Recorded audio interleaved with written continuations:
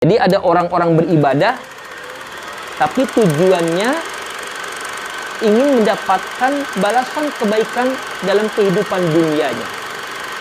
Tidak mengharapkan balasan dari Allah untuk kehidupan akhiratnya. Namun dia beribadah pada Allah, hanya mengharapkan keridhaan dari Allah. Bismillahirrahmanirrahim. Inna hadzal Qur'ana yahdi lillati hiya aqwam. Assalamualaikum warahmatullahi wabarakatuh. Alhamdulillahil qail ar-rahmanu 'allamal Qur'an khalaqal insana 'allamahul bayan. Wassalatu wassalamu ala man qala khairukum man ta'allamal Qur'ana wa 'allama. Allahumma shalli wa sallim wa barik ala sayyidina Muhammadin ibn Abdillah wa ala alihi washabbihi wa man tabi'ahum bi ihsanin ila yaumil qiyamah, amma ba'du. Para sahabat sekalian, media dakwah Muslim TV yang dimuliakan Allah Subhanahu wa taala, ayahanda bunda yang mudah-mudahan kita senantiasa berada dalam lindungan Allah Subhanahu wa taala. Dan mudah-mudahan dengan semakin bertambah usia kita, maka semakin banyaklah beribadah kita pada Allah Subhanahu wa taala untuk menjadi bekal kita dalam kehidupan akhirat nanti.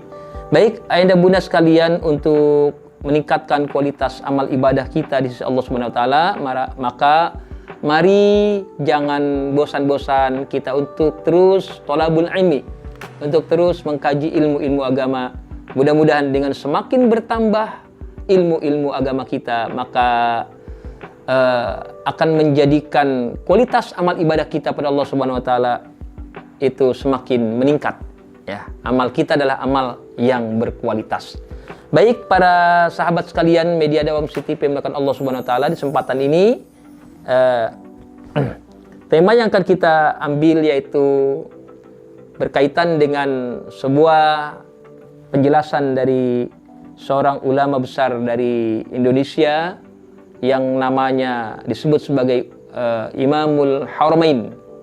Pada masanya dia adalah pemimpin ulama di Haramain, tidak lain Syekh Nawawi Al-Bantani. Di dalam sebuah karyanya, Syekh Nawawi Al-Bantani menjelaskan tentang 3 tingkatan ikhlas. Jadi ada 3 tingkatan ikhlas. Nah, sebagaimana kita ketahui ayahanda bunda sekalian, bahwa seorang beribadah hendaknya diiringi dengan sifat ikhlas. Karena banyak orang yang beribadah, banyak orang yang berilmu, namun sedikit sekali orang yang betul-betul ikhlas di dalam beribadahnya. Para sahabat sekalian yang Allah Subhanahu wa taala, Syekh Nawawi Al-Bantani menjelaskan ada 3 tingkatan ikhlas. Yang pertama, seorang beribadah kepada Allah Subhanahu wa taala dengan masih mengharapkan balasan kebaikan di dunia.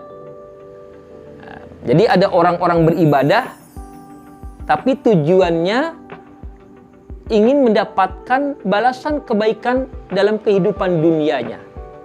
Nah, seperti ada orang rutin dalam sholat duha, dalam doa-doanya minta diberikan rizki, ya, sebagaimana doa yang sahabat-sahabat bacakan setelah duha, agar diberikan rizki yang berkah, ya, rizki kita yang Allah tentukan untuk kita, yang jauh kita minta kepada Allah untuk didekatkan, ya, yang kecil dibesarkan, ya, kan begitu, yang ada di langit tolong diturunkan.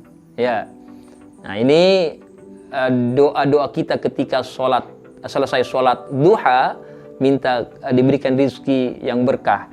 Ini artinya kita beribadah pada Allah tapi mengharap balasan kebaikan di dunia. Ini tingkatan ikhlas yang pertama. Kenapa masih disebut dengan ikhlas? Karena dia beribadah hanya kepada Allah, tidak kepada yang lain. Jadi kunci ikhlas itu beribadahnya hanya kepada Allah.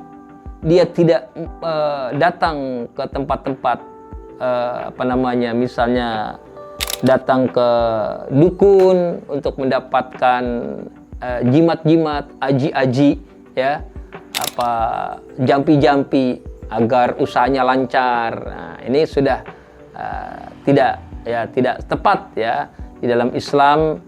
Apalagi kita datang ke seorang dukun ya. Nah, ini kata Nabi, siapa yang coba mendatangi dukun dan dia mempercayai apa yang dikatakannya, nah, ini maka ibadahnya bisa tertolak selama 40 tahun. Jadi naudzubillah min dzalik, hati-hati ya. Nah, ini kemudian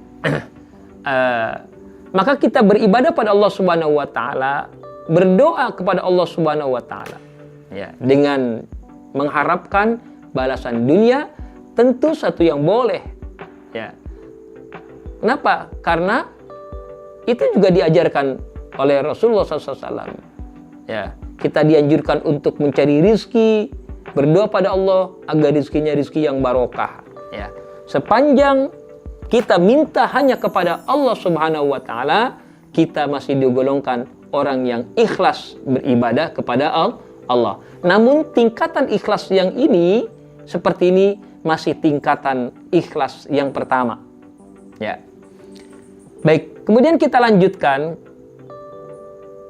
ikhlas, tingkatan ikhlas yang kedua kata Syekh Nawawi Al-Bantani, yaitu ketika seorang beribadah kepada Allah namun dia mengharapkan balasan kebaikan dalam kehidupan akhiratnya. Ya, misalnya dia memperbanyak zikir, dia memperbanyak sholawat agar mendapat syafaat di akhirat nanti dari Rasulullah SAW.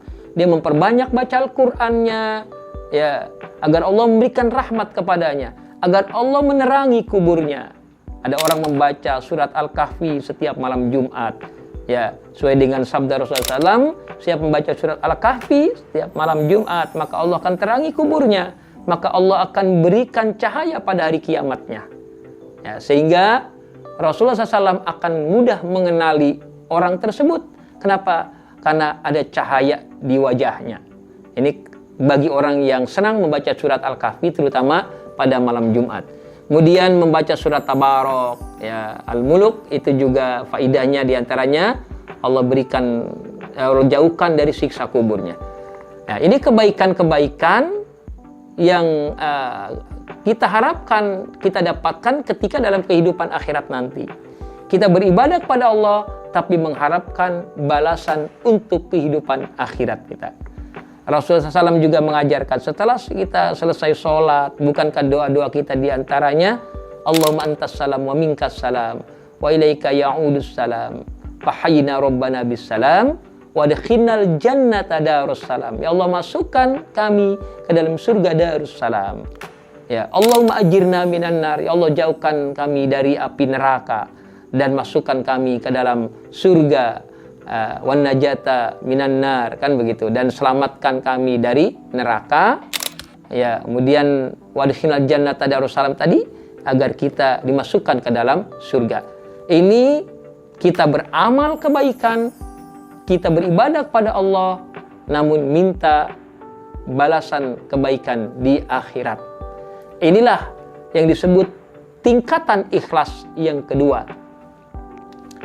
Kemudian para sahabat sekalian, ada tingkatan ikhlas yang ketiga.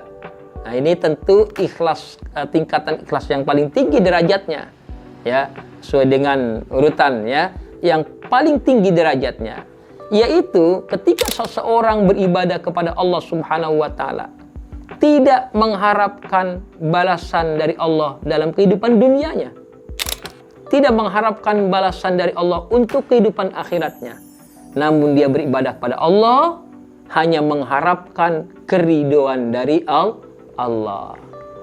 Dia tidak minta apa-apa.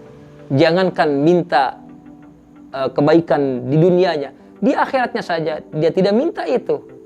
Ya, dalam doa-doanya, ya Allah, aku ikhlas, aku ridho beribadah kepada Engkau, menjalankan perintah-Mu ya Allah. Mudah-mudahan Engkau meridhoi aku ya Allah. Itu harapan dalam doa-doanya, hanya harapan Allah agar ridho. Orang semacam ini meyakini tentunya kalau Allah sudah ridho, maka mustahil Allah masukkan dia ke dalam neraka. Ya, Allah sudah ridho, pasti Allah masukkan dia ke dalam surga.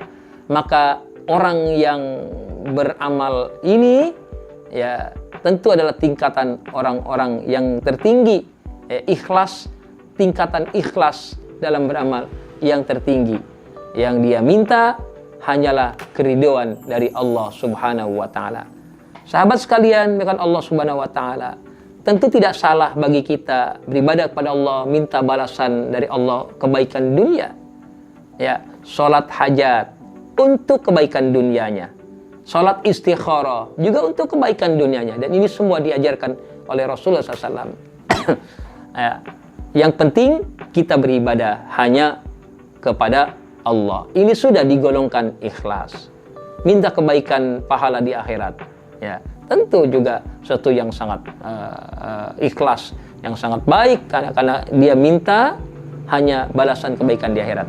Dan tingkatan yang ketiga inilah ikhlas yang paling hebat, tentunya dia beribadah hanya mengharapkan keridhaan Allah Subhanahu wa taala. Mudah-mudahan kita semua senantiasa digolongkan oleh Allah Subhanahu wa taala sebagai hamba-hamba yang ikhlas. Ya, kita beramal adalah amal yang semata-mata mengharapkan keridhaan Allah. Ya, kita sholat kita, puasa kita, semua yang kita lakukan itu semata-mata mengharapkan keridhaan Allah Subhanahu wa taala.